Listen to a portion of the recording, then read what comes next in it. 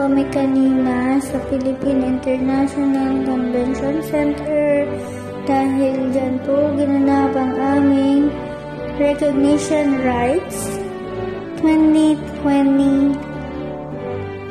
Ako po ay batch 2020, kasama ko po ang aking parents. Ito na ho ang aking kahuli-hulihang pag-akyat sa stage bilang isang bachelor degree holder. At hindi ko po ina-expect na diyan gaganapin ang aming recognition right.